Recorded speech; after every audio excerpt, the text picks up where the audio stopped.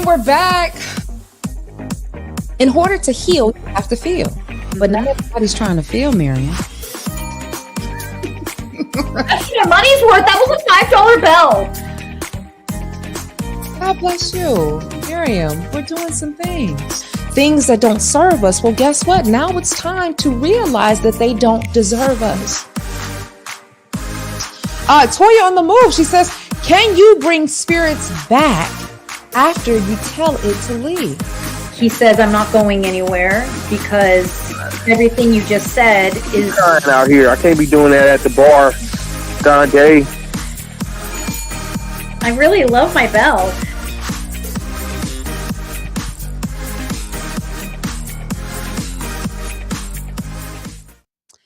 It's something about a fall. Well, you fall down oftentimes to get back up.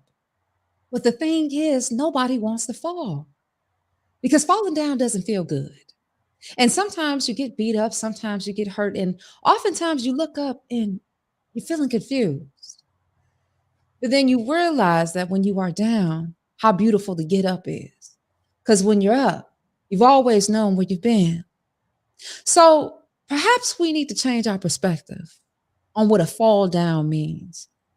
How important it is to realize that if you can look up, you can get up. Close your eyes. 3 releasing breaths. So a deep inhale through the nose, exhale, blow it out. Deep inhale, and then blow it out. I want you to allow yourself to deepen your breath and then allow yourself to move into a space or a time and place when you felt that you fell. Maybe you're at that space right now, or maybe you haven't forgiven yourself from that last time that you felt you fell. If you can feel yourself in that moment, feel why you fell, what you believe caused the fall. And then I want you to simply say that you are sorry and that you forgive yourself for the fall. So deepening the breath and simply apologizing to yourself and then forgiving yourself. What does that feel like for you? Being able to say that you are sorry, being able to forgive yourself. What does that feel like for you? And can you continue the deep breathing while you say these words? Do you notice the breath maybe slowing down? Do you notice the breath maybe even stopping each time you say, I'm sorry and I forgive you? Just a couple more times, deeply breathing and then showing yourself the forgiveness, apologizing to yourself, and knowing that every time we fall, the only option is to find the way through back to standing. Oh, Miriam, that felt good. Oh, man. If the fall is inevitable, which it is, because we are human, because we are on earth, we will inevitably fall. If it is inevitable, what tools do you have at your disposal to turn to forgive, to apologize, and to find the way through back to standing?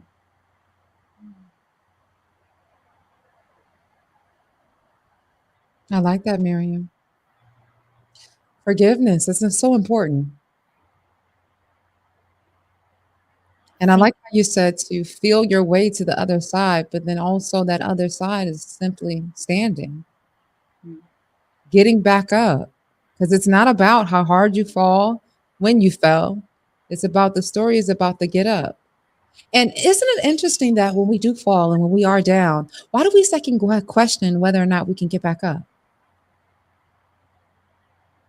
I feel like that question comes from this intense need to blame, whether it's yourself or others.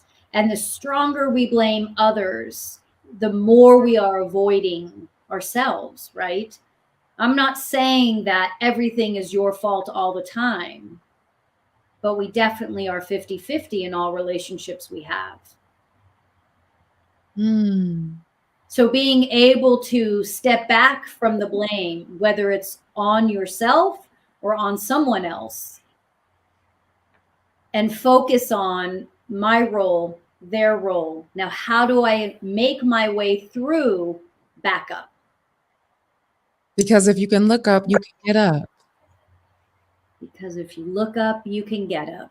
Perfect. Miriam, I'm telling you, we're talking about when we fall down and how we get back up. I had a fall this past weekend. Dawn, how did you fall? You're not going to pretend to ask me, how did I fall, Miriam? No, you know why? Because we're going to first welcome all of our viewers, and then I'm going to prepare everybody to not laugh, because Dawn's story is very serious. But I know my mom is watching, and my mom, if you tell my mom a story about falling, she will laugh first before she says, "Are you okay?" Okay. Oh.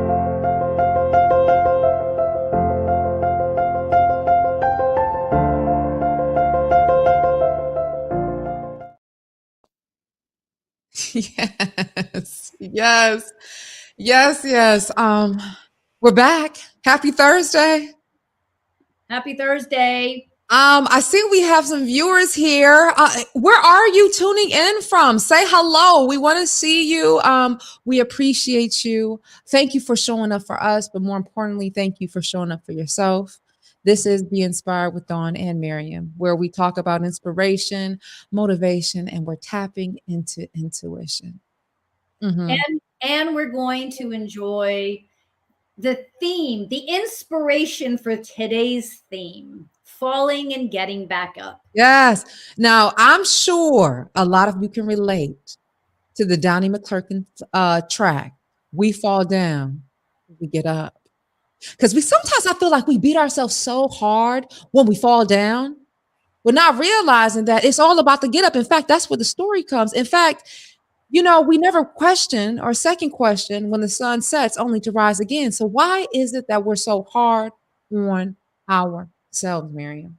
Why is that? Why is that? Oh, I'm gonna answer that after we hear your story. Okay. But I think we all have stories like this, but this is a doozy. What's the doozy? Oh, the fall? Your story. That's your hot mess. Okay, people. This past Sunday, I hosted the 150th celebration for Los Angeles High School, the first and oldest public school in Los Angeles. I want to say Southern California, but for sure, the Los Angeles Unified School District. No kidding. I didn't realize that. It was your mom. So because preparing for this big moment, I'm like, okay, I got to get all my prep work done, meaning all my grooming, the whole shebang. I'm very a metro accessible, type of girl. So I'm on my scooter. Yes, my electric scooter. And, I'm already feeling brave. Like I'm dipping and doing it. Whoop, whoop, whoop. So my scooter contracts down. Unfortunately, I didn't make sure that it snapped up all the way. And riding, next thing I know, I felt like Mary J. Blige. I'm going down. And I skirted on the cement, as you can see. That is not cute. That's not cute at all. And then I also, the way this camera looks, it looks as though that there's a blend of eyeshadow. No, that is a black eye that is healing. Black. And it was swollen. Like I had a whole moment on the side. Like I want to show the people, but I'm like, is this too much? No, show the people. We're family, right? Oh gosh, we're family, and this is what we do. Are you guys ready? Did anyone ask you if you were okay? Did anyone stop? Actually, no, they didn't. Oh. And there were these two gentlemen, I want to say young gentlemen, but shoot, they probably were in their mid-20s or so. They wanted to snicker and laugh. I must have stood up and I just looked. Because it comes to a point, I feel like as adults, Miriam, you're laughing. That was a chuckle. I'm laughing in shock that they actually didn't say anything. And not only did they not say anything, but they snickered and laughed. Like, Look, that's guys, do you see that? That's insane. it's really bad. It happened so quickly. And all I could think about is like, oh my gosh, get back up. Mhm. And I didn't even feel the pain that was here, nor have like a scar on my shoulder. Mhm. The thing I was concerned about was my face, because I felt that the side of my head is what I hit the most. I was like, oh my gosh. I said, we cannot mess up the mug, Miriam. That is not what we can do. So I made it back home. And once I looked in the mirror, the picture that I just showed you, I'll show you again. This is the knot that we had. Then, as time progressed, what was now the knot proceeded to turn into a black eye. Yeah. And so here we are now. And I was just sharing with Miriam, I said, I posted a picture on social media, and I'm thinking everybody's going to ask, like, Dawn, are you okay? Like, Dawn, what happened? Everybody's like, oh my gosh, you're gorgeous. Do we all see that black eye? That is clearly a black eye. Now, granted, I'm going to give you a look because that's what I'm going to do. But it was very jarring, and it really inspired like our topic for today, how we fall down, but we get back up. And okay, so I want to talk about falls like that because, when I actually had texted Dawn for something else, and then she just kind of in passing mentions she fell, and I'm like, hold on, go back, let's talk about that. And I asked her, I said, is there something you're not hearing or seeing? Are you and listen, to be fair, you were feeling off balance physically and emotionally all week. You were already feeling off balance. So it's everywhere. Yeah. So, I mean, I don't know. I'm not like a scooter girl, so I can't really pass judgment. But if we're already feeling off balance, we try our best to navigate consciously, like, okay, I'm already feeling off balance, so maybe today's not a good day to do A, B, or C, and I think when we start to connect the dots of being emotionally imbalanced and how that affects us physically and how it can affect your physical balance and does affect your physical balance, again, I'm not saying it's your fault. I'm saying that when we're already off balance, we're already working from a place that's not fully conscious. And so we're missing things, right? And so, like you said, you missed that you didn't lock it all the way, right? Mm-hmm. You missed that. And you probably, maybe, had you not already been feeling emotionally a little rocky, maybe you wouldn't have missed that, But the fall is there for a reason. The fall is there to teach us. I remember before a really big change in my life, I went flying. It was kind of funny, but at the time it wasn't funny. I was walking my one dog, Oliver, and he was barking at this dog and this guy walking past us.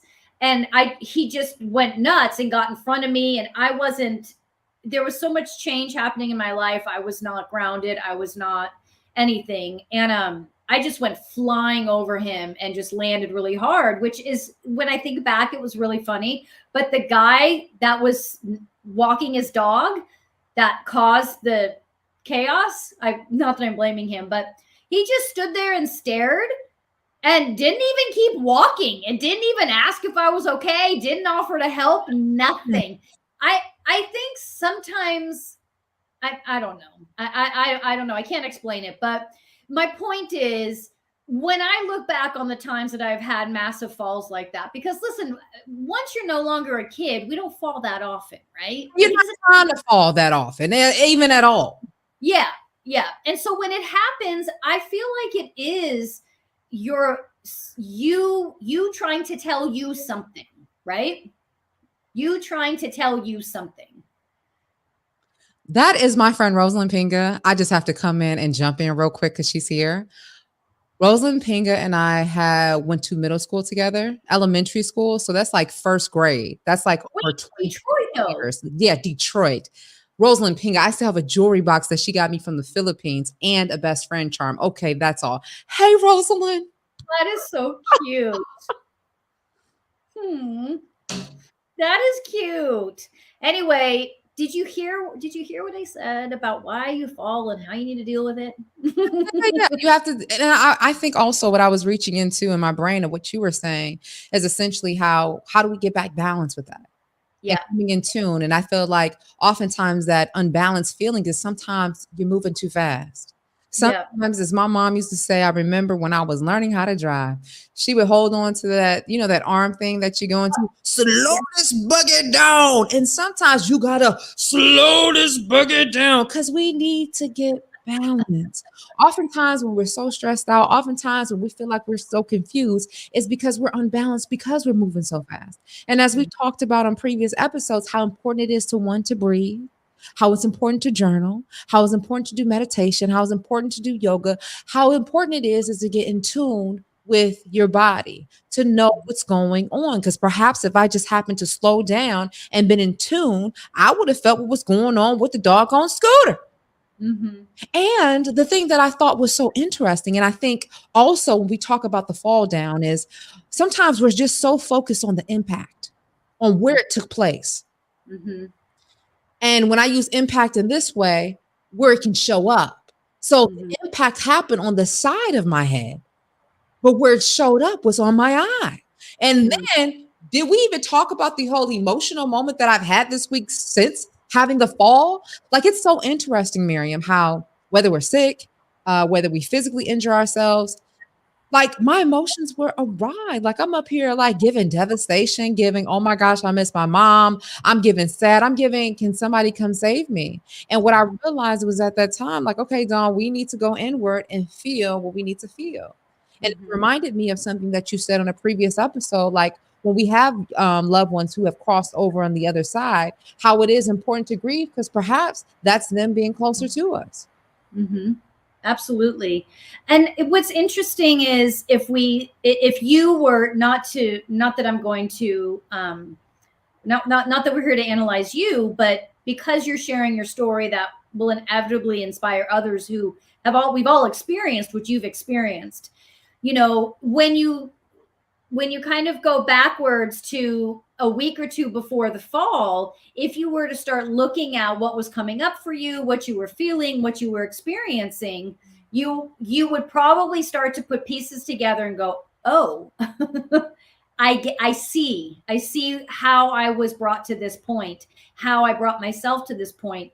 But listen, one of the things I like to stress more importantly is it's like we can analyze and intuitively feel and know things until we're blue in the face. But at the end of the day, it's not about perfection. It's not about always being perfect and conscious and aware. And so you don't fall, so you don't make a mistake. It's not about that, because that's not a healthy space to be in. It's just about being aware, right? And for the last week, you needed to allow yourself to feel the emotions you were feeling. You needed to be in that space, so. I'm sorry. Because I feel like oftentimes we get tired of feeling the emotions, but I always say in order to heal, you have to feel. You can't always just get over something. Sometimes you have to get through it at those times where we're like, oh my gosh, I need a breakthrough. Oh, I need a change. But realizing that sometimes you have to break in order to get through. And that's what's when we fall like that, that is breaking to get through, right? That is the break. That is the wake up. What am I needing? Let's say this. What am I needing to do that I'm not doing? Now, I'm interested to hear what anyone else has to say. When was the last time you fell? Did you get something from it? Was it something that you had to slow down? Are you someone that falls a lot? And maybe if it isn't necessarily a physical fall, maybe it was an emotional fall, a fall from a loss of a relationship or a loved one, or I don't know, anything, right? Absolutely anything. And while you guys are sharing that, let's get started on the tarot Q&A. If you guys have any questions, you can put them in the comments. And we'll stay on this theme as we keep moving forward here.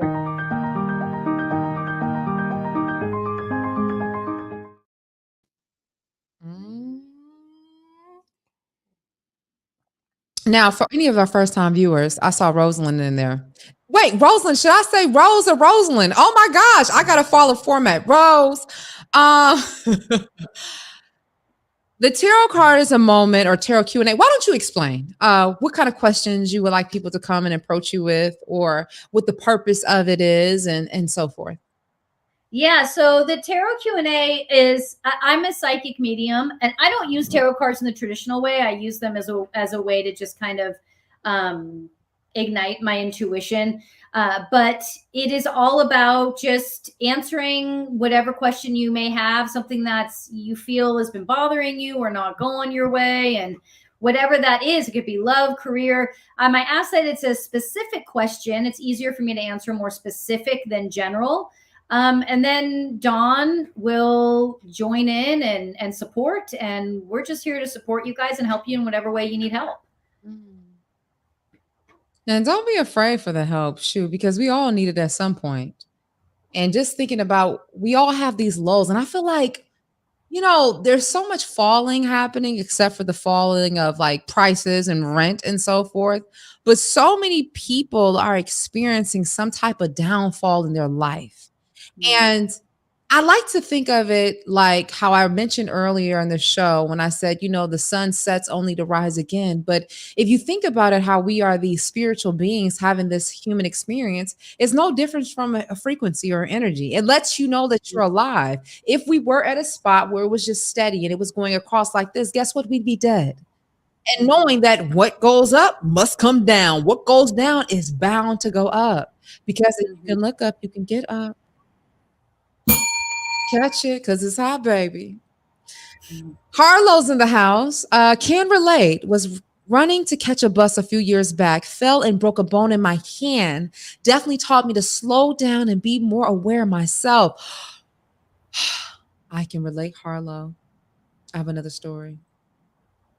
Story time. We need a little, like, something for story time.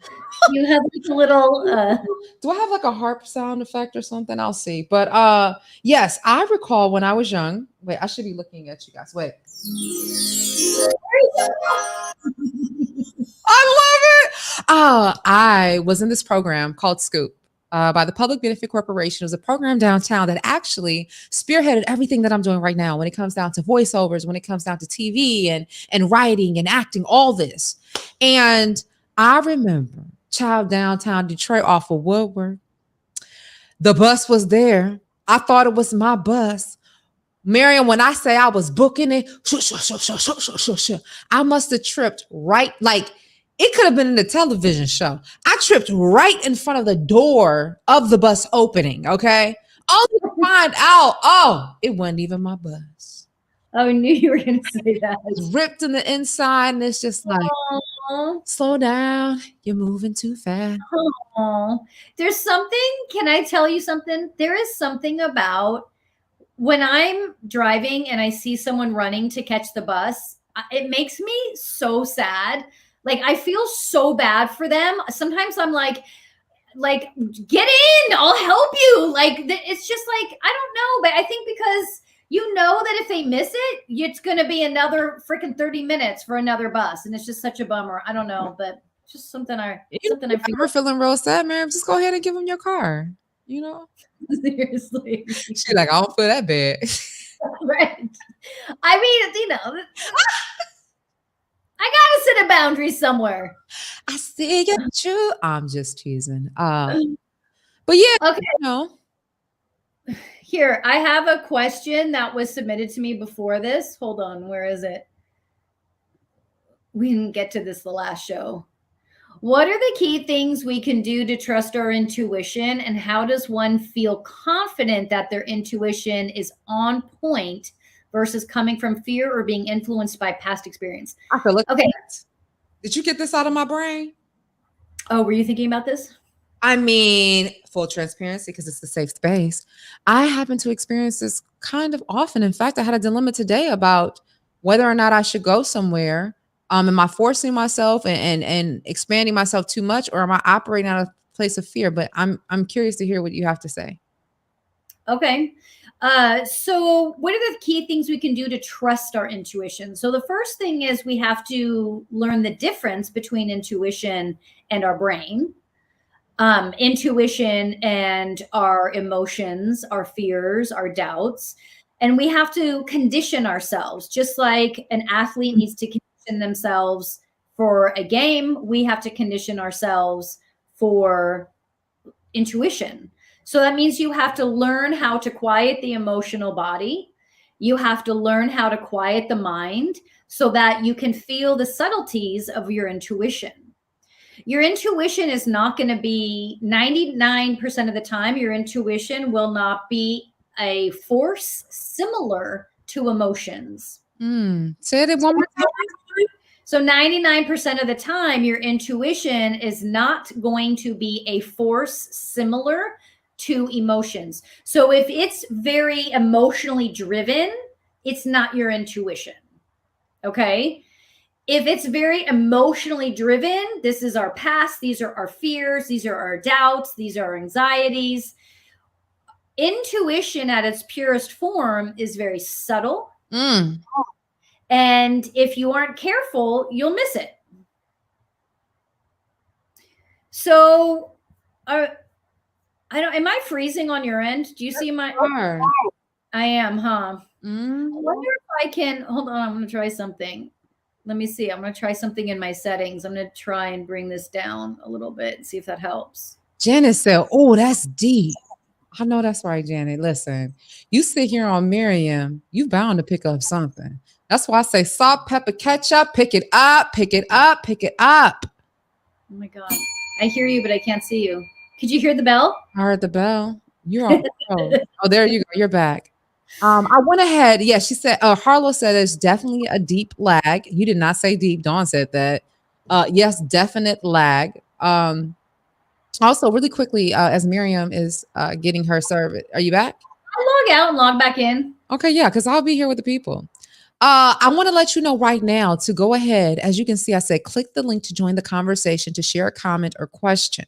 Before we were working to have you guys call in, right? And then we ran into the issue where on the phone, you guys couldn't hear Miriam. Well, guess what? Because we're getting savvy, because we're doing and making it do what it do, we realized that we can go ahead and send an invite link, and then you can join us live on the show. And here's the thing, in case you aren't presentable and you're like, oh, I don't want to be seen, you can turn your camera off and just keep the mic on. But if you're feeling bold, you feeling sexy, you say, I look good, we'd love to see you as well. So feel free to click the link to join the conversation for a comment or a question. Okay, that's all I have. Hi there. Perfect timing. Okay, so then how does one feel confident their intuition is on point versus coming from pure being influenced by past experiences? Okay, so one of the cheat sheets I always give people is tarot cards, right? If you buy yourself a deck of tarot cards and you don't necessarily learn what they mean. I mean, you can later on down the road, but if you're like today, Dawn, you mentioned you were unsure about something. You're like, should I do this? Should I not do it? You know, you grab your cards and you just shuffle them, think about the question and see which cards fall out, read the meaning. It 99% of the time will align with what you were intuitively feeling. Are you serious? That's what I thought. Yeah. So I always encourage people to engage with their intuition by using something like a tarot deck that can almost confirm it, right? You can read the definition of the card that fell out and it matches up with where you're at and what you're feeling. But ultimately, strengthening your intuition comes from meditation, therapy. You got to heal and clear the emotional body. Eating right, exercising.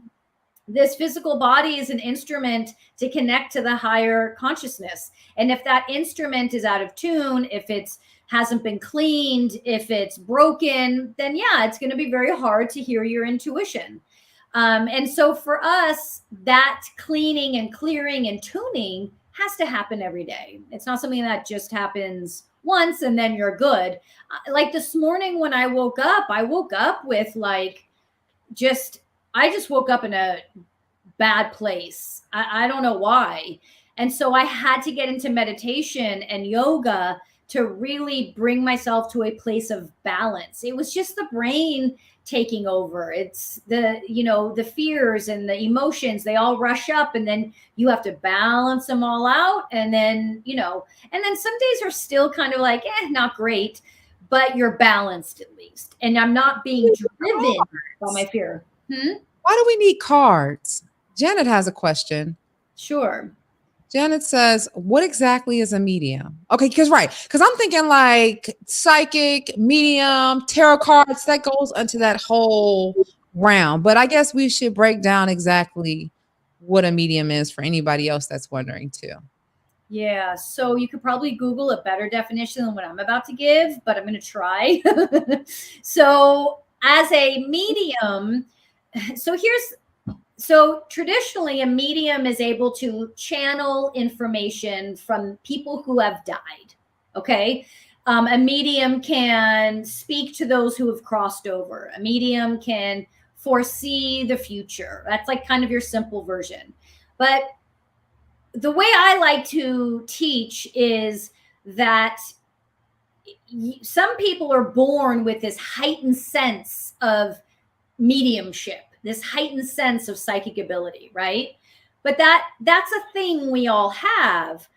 It's not so much about, can I talk to dead people? Can I see the future? It's about, can I balance my emotional body enough so that I can get through the day from a very balanced, clear, intuitive, conscious place? But that's something that all of us should be ideally looking to achieve. But a medium is basically someone born with, they're born with it more heightened than the average person, right? That's all. So at a young age, I was doing stuff like, seeing dead people, talking to dead people. Whereas maybe another child at that age wasn't seeing or doing that. But that person maybe can develop that years later. Did you know they were dead though? I'd have to ask my mom. I think I had made a comment not realizing they were. And my mom had to clarify that for me, that you're talking about someone who's not, or maybe I had said, I honestly, the older I get, the more I have to ask her, see if she remembers how that all played out. My mother never professed herself as a medium, but she talked about as a little girl, like she told me the stories how there was this young man that was sitting in it was in a rocking chair in the front room of the house, and he had a flannel shirt on, and my mom was describing who he was, and it was later on she found that he was deceased. This is back in the day during this time where, remember the bear claw tubs? So we talking like the 50s, 60s, and that was probably even before then, because she was at her grandmother's house. And she talks about how there was a point where she used to play with them. Like they'll be up there playing the piano, and they will be interacting and doing all kinds of things. And I feel like, and I definitely want to make this clear as we communicate, as we become family. You're welcoming us into your home, thank you so much, and into your life, is that sometimes people look at it as a way of being demonic. And somebody's like, oh, I don't mess with psychics because they up here messing with the other realm and they're predicting the future. Well, if you are a faith-based person, what is the difference between somebody that may be prophesizing over you? Or the same thing if you're looking for somebody to do a prayer or to perhaps relieve all your sins to. I mean, depending on how you think about it, somebody could say, oh, well, I'm not about to put my faith all in these tarot cards and all that kind of stuff. But whether you have a tarot card in your hand or you have a rosary, can somebody, I'm just wondering if we can have a conversation. Janet seems to agree. For which part? I wonder which part, Janet, which part are you agreeing on? And then James is saying, what's the sixth sense? Okay, so I'm gonna it's funny because someone emailed me the other day and was like talking about how they found this video, and and someone's talking about all the different realms, and they're making sense of this, that, and the other. So just to clarify for me, James, the sixth sense is your intuition. for those that follow me, you know that I don't have textbook answers for a lot of these questions. And the reason why I don't have textbook answers is because I don't believe in textbook answers. When it comes to our intuition, when it comes to spirituality, when it comes to anything of that sort, there is no textbook answer, because everyone experiences their intuition and their sixth sense, their third eye, they see, they feel, they hear differently. Some people feel things like, I felt it and then he called. Some people are like, oh, I saw a flash of his face. Right. And then he called. And so it's different for everyone. So, you know, I like to say, not that James is by any means, I'm not picking on James, but something I like to take the opportunity to teach is, let's not get caught up on definitions, and instead let's experience this stuff ourselves. So probably everyone listening has had a moment in their life where they thought of someone and they showed up, or they thought of something and it happened, or they had this bad feeling and then it happened. That right there, that's it. That's everything. That's your connection to your higher consciousness, your connection to spirit. That's it. That's all you need, right? You don't need to worry about if there's 10 realms or 2 realms or 3 realms. If it's coming from your third eye or your this, it doesn't matter. You felt it. And then over time, you will start to realize, oh, you know, I feel things more than I see things, or I hear things more than I feel things. Or I smell things. Yes. Yeah. You've mentioned that before. Is that you that, Dawn, that have you noticed you've smelled things before? I usually things show up with numbers and with songs. Oh, that's right. You've said that. My mom, like if I know that she's around, like one of her favorite songs comes on. I don't know who it is, but if you don't know me, but I mean, it's just amazing. You remember, huh? That's Simply Red. That's the name of the band, Simply Red.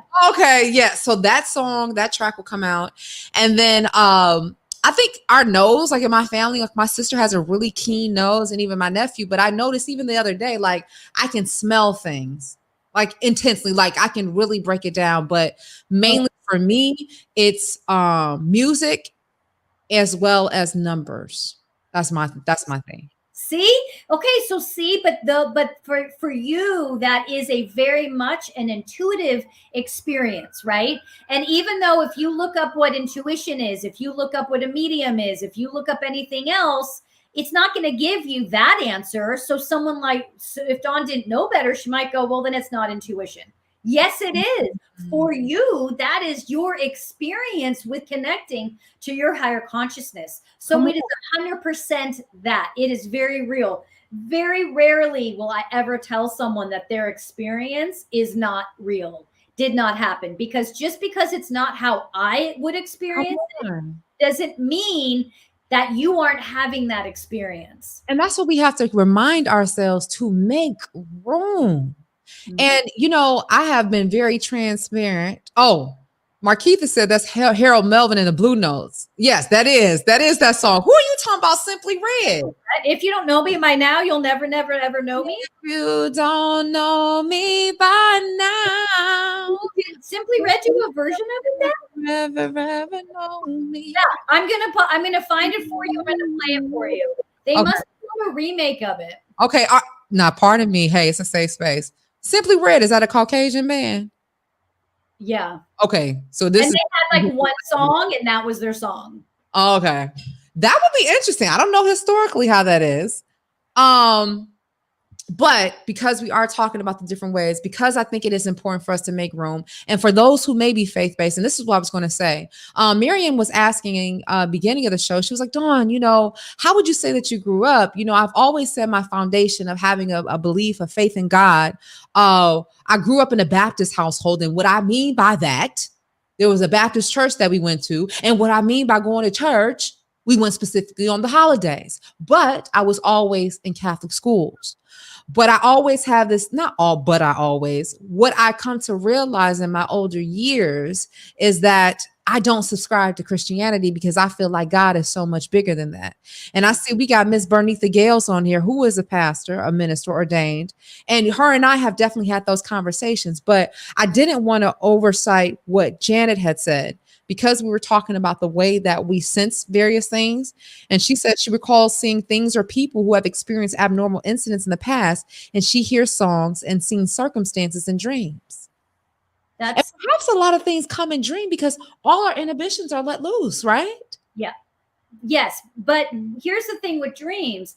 Like Janet, there's some people like Janet who their dreams are a really strong tool. So even if they are, so for example, like this is how you can, this is how there's psychics out there that drink, that smoke, that eat really crappy, that don't exercise, that don't take care of themselves, and they're incredible psychics. And for what I teach is the body is your instrument. More. Got to be tuned and clean and clear and blah, blah, blah. But that's because they came into body with a heightened, right? So my point to Janet is Janet probably, that's her strength, because a lot of people in their dreams, your dreams ultimately are the struggle to understand a dream is the same as when you're awake.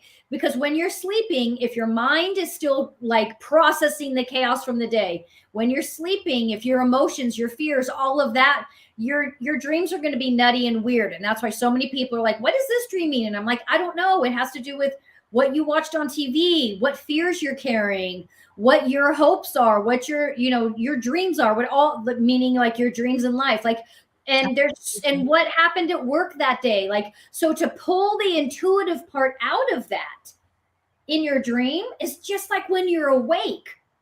Like if I'm off balance, if I haven't been eating right, if I haven't been exercising, if I'm an emotional basket case, I'm not going to feel that intuition because all of that stuff takes over. And everything is working so hard to break it down, to fight through. But imagine if we could just flow.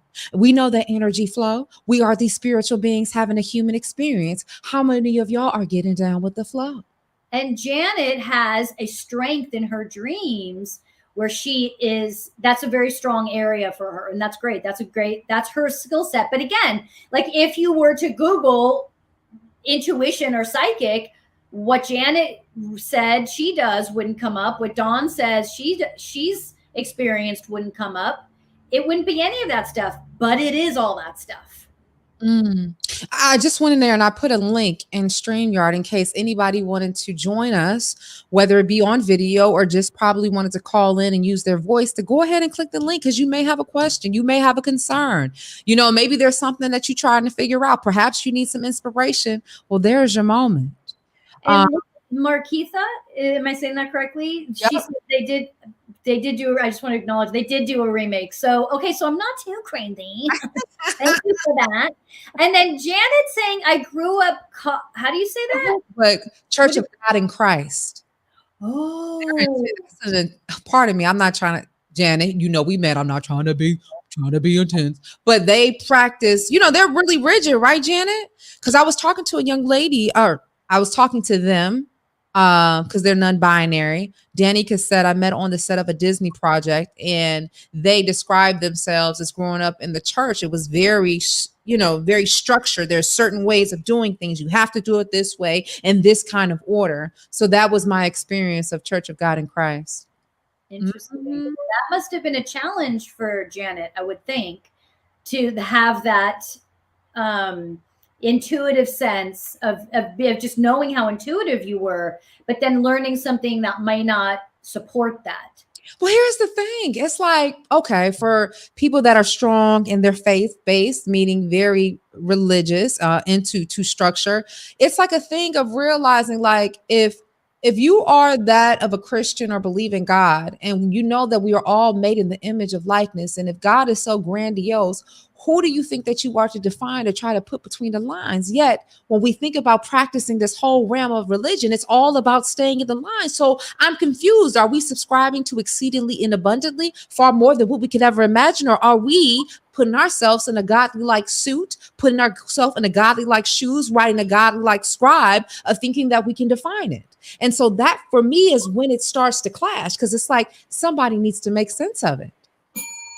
Catch it, because Do it's that entire sentence.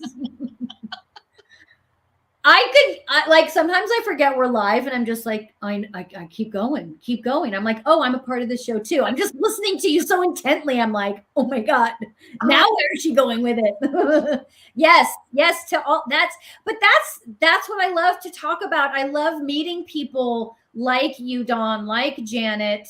And I would love to hear from you said there is a Bernitha? Miss Bernitha. Miss Bernitha. Yes. Everybody say hi to Miss Bernitha. She's probably can't Bernitha. take the fact. I met Miss Bernitha when I was on the FM dial, and definitely has been a great friend of the show, great family member of the show. I had an opportunity to speak at a school that she teaches at, so it's been really amazing. I spoke at the graduation, so And you said Bernitha is a priest or well, not a pastor. She studied religion and the faith, and we've had conversations of what others would look on the outside, trying to define the lines and not making room for life, for what we say, but God, moments. So, oh, I was gonna go. Rosalind says I'm Roman Catholic and heard the same as Janet, but I consider myself open-minded. And it's almost like sometimes like you can be condemned for being open-minded. Mm-hmm. I'm here still at work listening but listening.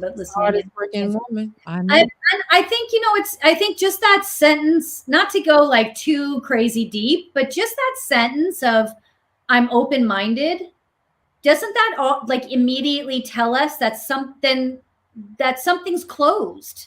That means that what you've learned or what we have learned is so closed that I want to say we intuitively as children feel something's not, it's weighing on me. It's closing me in. And then we use this term open-minded because all of a sudden we feel open.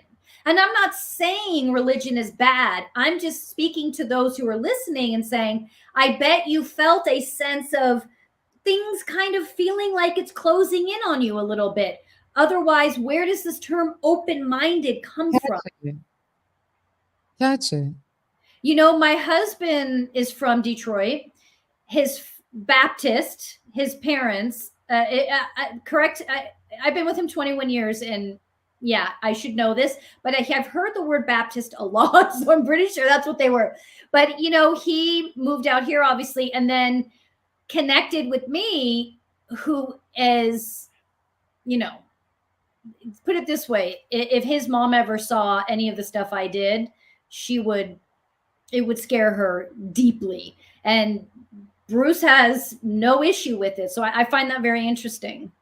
Okay, we have some questions coming up, but this is our first time that we got somebody that is joining us live right now, and we gotta take it.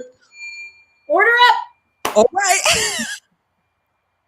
Hi, are you there? Unmute your mic. I think I can unmute her. There she goes. Hello. Hi.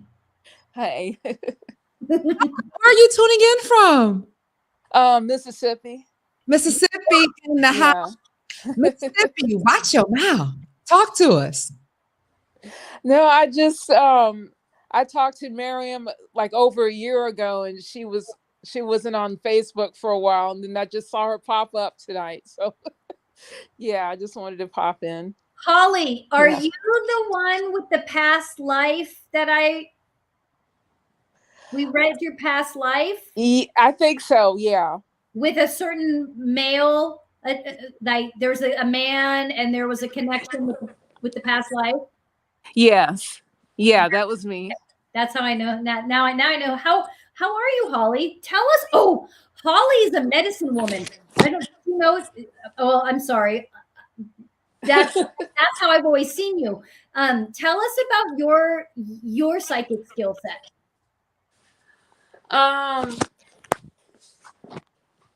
Well, I mean, some things have happened since last time we talked.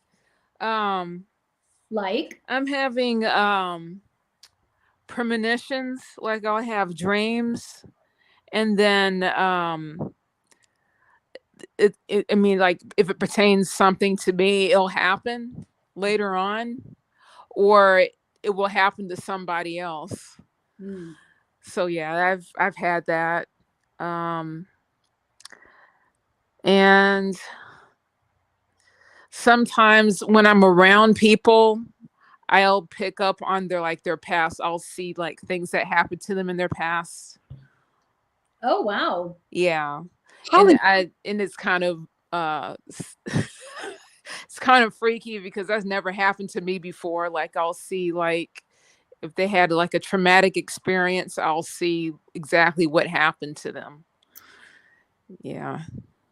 how do you center yourself, Holly? Because I can imagine that's a lot of emotions, you It know, is. once, and then you're seeing, and it's like, either you're feeling what they're feeling, or it's taking you back there. So, how do you work on getting your balance back? And do you tell people? Um, it's kind of hard for me since I'm an empath. Um, yeah, it's kind of hard for me to disconnect, but I try to because I'll pick up on people's stuff and then I'm thinking, why am I feeling like this? And I'm like, oh, this is not me. This is the other person. So yeah, just That Holly brings up such an important point. I think there are so many people that don't even realize that a lot of their emotional roller coaster isn't theirs. And in order to get to a point to where we can differentiate, and to be clear, I'm not saying not feel, but really get to like where Holly says, oh, that's not mine. Mm, But you're mhm. still feeling the feeling. You're still feeling scared or anxious or sad. And oh, that's not mine. So then the next step is, what do I do to shift it, to release it? And that's Mhm. where that hyper consciousness comes in from the yoga, the meditation, the balancing your own emotional body with therapy, with diet, with exercise, because that is such a subtle question. It's not like, here, I can give you this formula, because sometimes it's different for all of us. Mhm. thank you so much Yeah. for calling in, Holly. We Thank appreciate you. So good to see you, Holly. see you. And I believe that, like, that's exactly what it's all about. You said something that stood up that made me think about our previous episode. And we talk about the whole notion of carrying excess baggage, carrying things that don't serve you. It doesn't deserve you, because it's like trying to walk forward while you're looking back. What are you holding on to? What does that look like? We talked about how we need to make sure that we flow. Well, just as if we were to see a tube or a clog, if you have so much gunk, you have so much stuff, you're carrying things that don't belong to you, how can you flow through it? How can you be balanced? How can you be at peace? How can you tap into your intuition? How can you vibrate at your highest level? Like you said, if we're so closed off and we're branching up to be more open minded. Right. Okay, so let's get to these questions. Oh gosh, we have a lot. Elle says, "Good evening. Question for the medium." Hey, Elle, that's one of my best friends. What exactly do you use to read besides tarot cards? She's asking, fire, water, crystals, cards. Please clarify further. Thanks. What else do you use? Fire, water, crystal. Wow, I am not that interesting.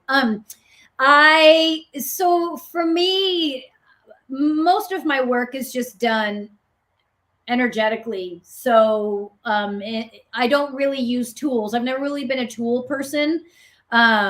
So it's really like I use. So if I'm working with you guys, like this, where I don't see your face, I don't see your eyes, because typically if I do a reading, I'll ask for photos and I read through photos. I use pictures. But like if I don't have pictures of you, I'll use my cards just to help accentuate, if that's the right word, my intuition. But other than that, I don't use tools. I have nothing against them at all. I've just never been that person, other than just the cards that I've used. And like you recommend for individuals to get cards just to get clarity and see what falls out, right? Yeah. And I mean, I've been doing this my whole life. I don't remember a time when I wasn't doing this. I don't know a life before being who I am.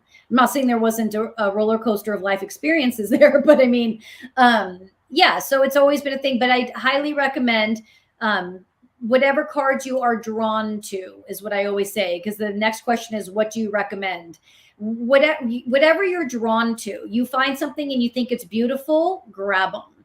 You know, it's just, I when it comes to your intuition, you have to be the one to begin to make the choices first. There's nothing wrong with learning from someone else. There's nothing wrong with reading books and all of that.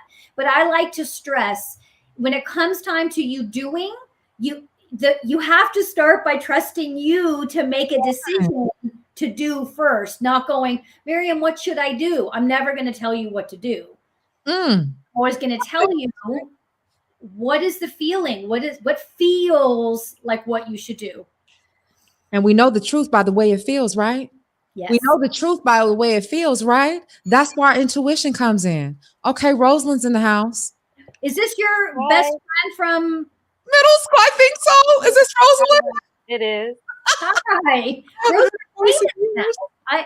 Bye, Rose. She was done. She was like, now everyone knows who I am. She's back. She's back. No, she's not. Okay, perhaps there's a service issue.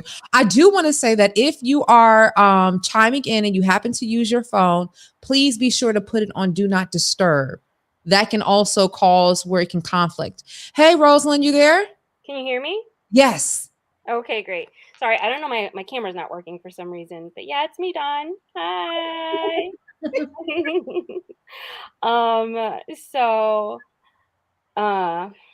Man, so many things have come up for me. Like, I actually didn't know what this was about. I just saw Dawn was on a live event and I'm like, it says be inspired. I totally have to come into this. But then when I was like, oh, she was a medium. Oh, I was recently, one of my friends was like, oh, you should talk to my like feng shui person who's also a medium. They've helped me so much. And I've been going through some like rough stuff like lately. And like you were asking at the beginning of the show, like, you know, what do you feel has like, I don't know. Well, I forgot the question, but basically it's like, last year I got diagnosed with ovarian cancer. And so, I haven't really been that open about it, but like, it's been a lot to process by myself. And, but I think in a lot of ways, this journey has made me realize that my mental health and emotional health, I was kind of neglecting in some ways. And I've been able to like learn that. Like, I feel like my stress levels, I hadn't been managing it. And it was like, it caused such a storm, not just mentally and emotionally, but physically. I feel like that manifested and made the cancer worse. So I've been working on, better mental health practices, mindfulness, feeding myself good things like encouraging, inspiring messages, and then including like things that Dawn puts out there, all the wonderful content she puts out there. But then I also consider myself an empath, which I found that interesting that Holly had mentioned that. And I had read a book because one of my friends had given me a book about being an empath and how you can like help yourself with that. So I learned to like create better boundaries and do things like that. But when it comes to like I've noticed I've started practicing more yoga regularly, meditation, journaling. I did some of these things before, but I stopped doing them because I felt like I didn't have enough time to do them. But really, they're so essential to like just processing your feelings and staying healthy, like emotionally and mentally. And also I've added in art therapy because I've always loved art. Remember Ms. Tomlinson? Dawn? Yeah. So it's coming back around. All the things I used to do for myself to do self-care, I'm working on that again. And I don't know, like I wanted to talk with the feng shui person because actually my grandfather, although I'm Roman Catholic, my grandfather was Buddhist and my grandmother was Buddhist and Catholic. So that I didn't know my grandmother was Buddhist and Catholic until I asked my aunt about it. And apparently she was both, even though there's a lot of like conflicting beliefs between both. She was both. And I was like, oh, okay. So I don't know. I'm really open to a lot, like learning about I guess the spiritual world. But then sometimes with like Roman Catholicism, I was told that you're not supposed to seek counsel from a psychic or other things because of the whole demonic thing bit. And then one of my other friends who's a yoga instructor, she wanted to do Reiki on me, but then one of my cousins who's very Catholic, she was like, "Oh no, you can't do Reiki because it's considered like banned against the church or something, Roman Catholic Church." So I was like, "Oh, okay." But since my cancer journey, a lot of people have found like pain relief and just a lot of like energy relief from like the Reiki. They really feel that it's like helping them. So um, I like to hear about things, but sometimes I'm like, I don't want to go against my religion per se, but I feel like even more open when I found out that my grandmother was both Catholic and Buddhist. Um, and I find yoga helpful to me, even though that's like a more a Hindu practice. Well, So and yoga is, I think, first off, there's a lot that I want to ask you, Rose, and address, but I think just like if we can maybe as a society get to a point to where we don't like just when you said yoga is more of a Hindu practice, yoga is a human practice. Come on. Yoga is an essential human practice for all human beings.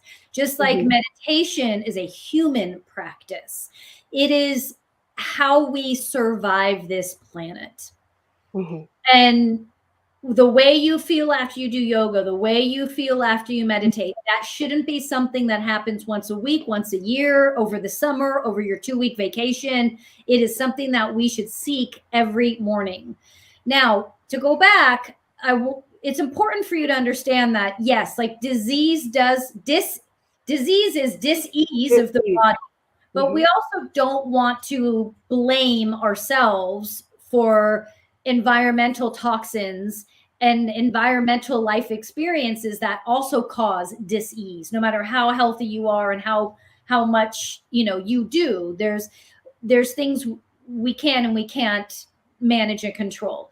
With that being said, my question to you that comes up for me as you're talking is, do you mind sharing a little bit? This will sound kind of weird, but like, what if I asked you, what is your relationship to your ovaries? It's ovarian cancer. What is your relationship like with your ovaries? Meaning, even to the most basic, like, I don't know, I never thought about them, or I don't like anything. Like, what's the first thing that comes to you when I ask you, what's your relationship like with your ovaries before you were diagnosed? um, I guess I mean they were just there, but then I did think about like having children, and I knew I wanted children, but I was scared to have children, to actually birth them myself. That was something that did create a bit of anxiety and fear for me because I'm in the health profession, and I have seen pregnancies where they've had to go C-section, but then it was like um, it it got really complicated, and then it would like have intestines coming out, um, and it was just kind of scary. And I'm like, oh, that's a lot.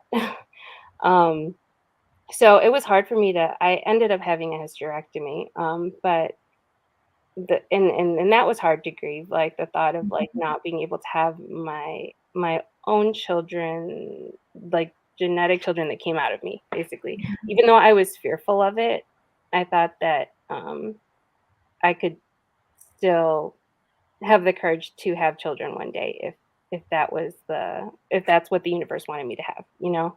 Mhm. But yeah, maybe I don't know. and I don't know if and that's the question, if I'm answering the question correctly. there is no correct answer. It's I'm asking for you. And that question and that answer, I think, will sit with you over the next few weeks, not because we're looking for why did it happen, but I want you to take this journey on why your body chose that specific area to be diseased. You know, you were supposed to get sick and you were supposed to heal from it. So you will, if you're not already fully healed, you will heal from it. But the specific body part, if you will, that it chose is what is a spiritual journey for you that may take a lifetime. It might take a week. It might take months. And it's just a knowing. It's just for you to one day you'll know, oh yeah. And when you have this knowing of why something has happened to you, There's an understanding. not the explanation. This happened because I did XYZ. There's just this intuitive knowing. And all of a sudden, there's no longer an emotional attachment to that experience. Does that make sense? I think so. Yeah, I think Well, this so. is similar to how individuals say there's confidence in knowing. And not saying that there's a right or wrong. It's just that what you know and what you feel and what comes up to you. And even just to circle back to what Miriam was saying and the idea of when we talk about how we've allowed so many things to tell us what we can't, like you did the visual representation of when we're younger and confining the lines, and you realize how it's even giving you a breath of fresh air once we deem something acceptable, whether you found out it was a grandparent that practiced both religions. Often think at times that when we essentially free ourselves, you know, what that could look like for ourselves and others that are around us. So, yeah. That's a really good point of that freedom. And I think too, Rose, you know, at the end of the day, when someone is intrigued about a psychic or Reiki or anything like that, all that person or you are doing is saying, there's more to this existence than what I'm being shown. And I know that. And I'm going to go find that. Because when you understand who you are as a spiritual being first, understand who you are as a spiritual being first, then you can begin to understand who you are as a human being. I'm not saying everyone needs to learn in that order, but Rose, for you, you're being asked today to learn in that order. Who are you as a spiritual being first?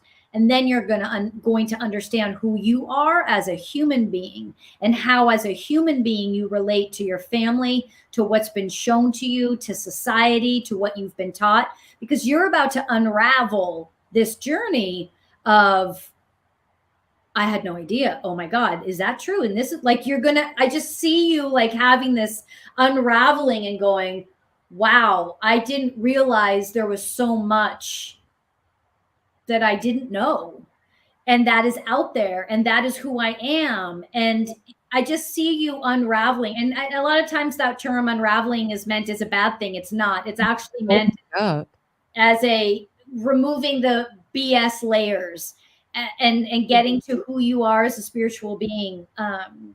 And that's a journey only you can go on, and will be very specific to you and will entail all kinds of different things. And I encourage you to keep doing the work that you're doing. Can I ask, are you all finished with the healing from having cancer? Now we started on the hormonal therapy a few weeks ago, and that's been having like its own set of challenges because this is the second time they've tried it. The first time I didn't tolerate it well. Yeah, it felt like my stomach was hurting again, and I was having nausea and vomiting, and I was losing weight because I couldn't tolerate most foods, and so they had stopped it because I wasn't tolerating it well. And this second, they waited 6 months before trying it again. And then the second time, luckily, I don't have those same symptoms. It's more brain fog. I'm having a lot of brain fog, and just I ended up getting like sick. I thought it was COVID, but it's not. They checked, and it's not influenza or RSV either. It's more an upper respiratory tract infection. But I've always had asthma throughout my life, so it's I'm starting to wonder if the autoimmune upper respiratory tract infections has something to do with my anxiety and stress levels, actually. And I'm trying to dig deeper and learn more about that. I was actually looking up some books and listening to audiobooks from Dr. Andrew Weil and Dr. John So, are you still there, Rose? Oh no, did we lose her? I wanted to just give her one last piece. Even if you let us know you're in the comments so I can give you this. I don't know if you remember this, Roland. Do you remember this? Just if you can, just put in the comments. Didn't we get this at a store in 6th grade? Let me know. I still have it. Okay. I wanted, and maybe John, you can tell Rose if she misses this to fast, she can rewatch the playback. I feel like her body and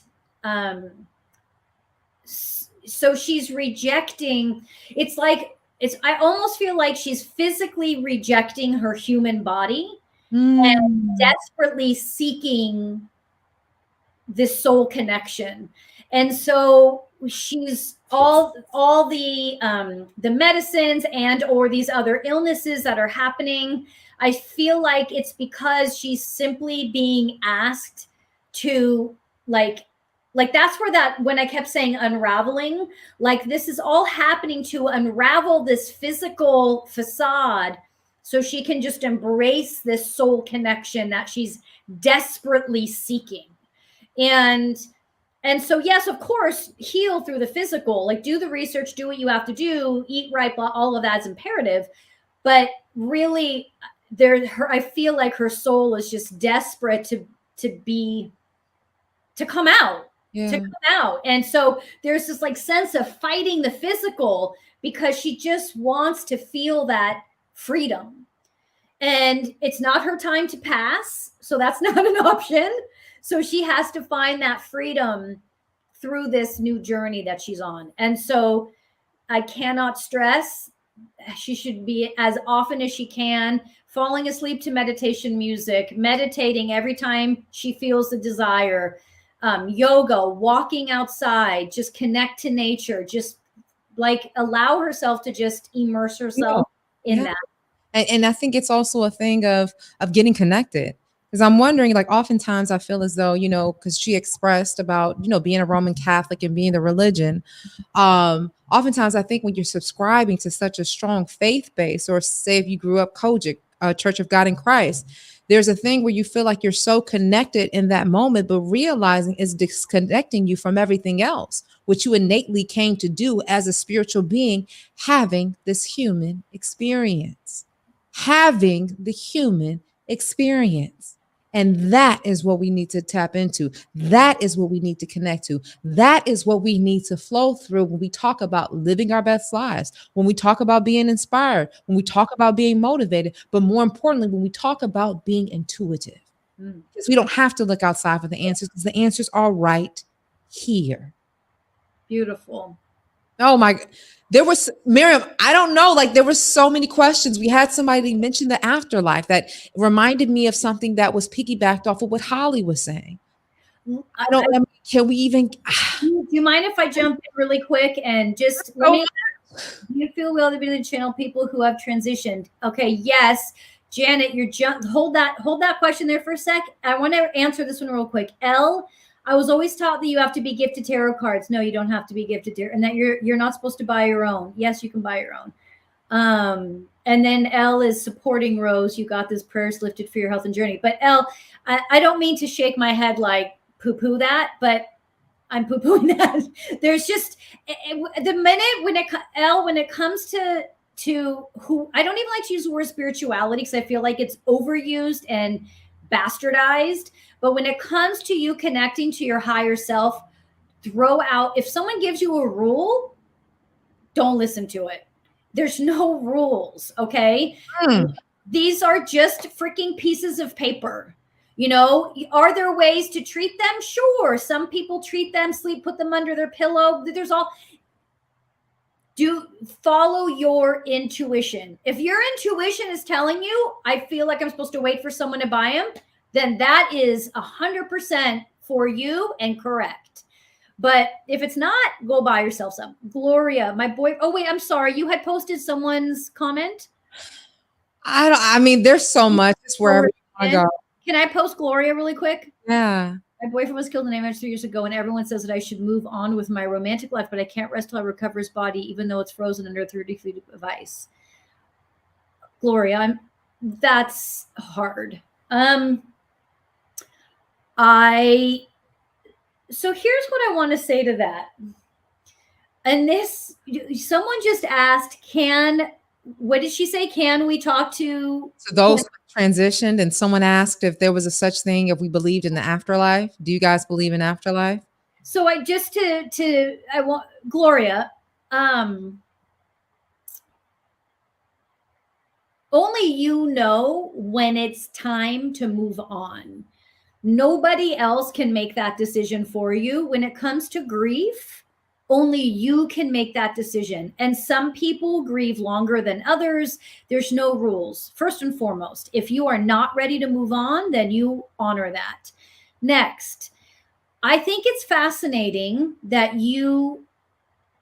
and understandable that you feel the need, you want that closure. You want to be able to have his body to find that closure. And I think that there's something to that. And what I would say to you is this. I would get a journal if you don't already have it and start journaling about your connection, what that connection to your boyfriend felt like, because I'm sensing, your desire, your intense desire for this closure may have something to do with other lifetimes of losing each other. And there's this part of you right now that is like, no, I'm not doing this again. I'm not doing this again. I'm not moving on again. I'm not losing you again. And we're not doing this again. And I'm going to sit here and I'm going to wait because I need to see this body. I need to know. I can feel this desire for you to have that closure. And that is valid and real, but it's combined with past life experiences. And you are being asked in this life to end that karmic wheel that the two of you are on of continually losing each other. And you're going to say to me, well, how do I stop that? And hopefully Gloria's listening. If not, I'll DM her and tell her to watch this part. But the way we do that is to tap into our higher consciousness and understand your relationship on a soul level. So he'll come to you in dreams. He'll come to you, maybe not directly in a meditation, but maybe throughout the day after you've meditated. Maybe you'll start journaling and saying stuff that doesn't really make sense to you. But the more you research intuitively your relationship, buy yourself a deck of cards, from a spiritual connection, you will start to understand that past life connection. And that may help give you some guidance on the desire to have that body physically resurrected, if you will. No, I'm not sure why I chose that name. But everything you're feeling is valid and real, and we don't want to dismiss it, especially when it comes to grief. The deeper we can heal our grief through a spiritual connection and understanding, the deeper the healing is. And not that I don't want to say the quicker the healing is by any means, but the deeper the healing is. Mm-hmm. It reminds me, while I just heard, what's her, Gloria, how Gloria said she wanted to find her boyfriend. It makes me think when my mom transitioned, and my experience was a bit different. At this point, we had hospice come. My mom, she transitioned from stage 4 breast cancer, very young. She was going to be 61. So if you can imagine ICU, so many older people, and then there was her. And the thing is when they took the intubation out and then her body had a reaction, literally you could see whatever color, it just immediately changed. Like everything was relaxed. And I remember the first thing that came in my mind was, oh, that's not my mom right there. I don't, and not to dismiss it, but just that because her spiritual realm, and even at the funeral, of course, I was sad, and probably just what everything was bringing about, it still was that feeling for me that my mom wasn't in there. Are there times to being missed? Yes. And, you know, my sister and I have had the conversation. I still have to figure out where I place it because I feel like it's been over 10 years now. And I still have moments where I go in extreme grief, hence this past week. But I don't know, you know, making room for myself and not putting myself in a judgment of what you're supposed to do, but allowing myself to feel. I've never had an urge to feel like, okay, I need to go to the gravesite, because for me, I'm like, well, my mom's not there anymore. For me, it makes me even think like, is there any reason why I would want to be buried and rather than cremated or just return back to nature?